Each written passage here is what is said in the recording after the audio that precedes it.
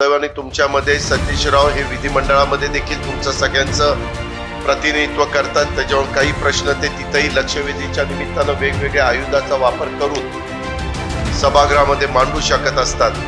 मला वाटतं तिसऱ्यांदा तुम्ही या भागातनं निवडून गेलेला आहे.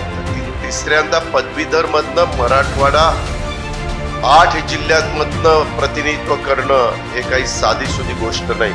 मी खरोखरीच त्यांचा असणारा जनसंपर्क, त्यांचे अनेक सहकाऱ्यांशी असणारे मित्रत्वाचे संबंध, या सगळ्यामुळं त्यांना ते यश मिळालं. मला तर ती एक निवडणूक ज्यावेळेस 2014ला आम्हा लोकांचा पराभव झाला, आमचं सरकार गेलं, देवेंद्रजींच्या नेतृत्वाखालचं सरकार आलं आणि त्याच्यानंतर लगेच ही पदवीधरची निवडणूक लागलेली होती.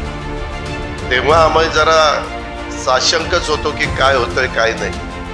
पण पठ्यानी ती पण निवडणूक तुमच्या सगळ्यांच्या ताकदीवर त्या ठिकाणी जिंकली आणि त्याच्यामुळं त्यांनी नेहमीच निवडणुकीमध्ये त्यांचं नियोजन, घेतलेले परिश्रम तितकेच महत्त्वाचे असतात.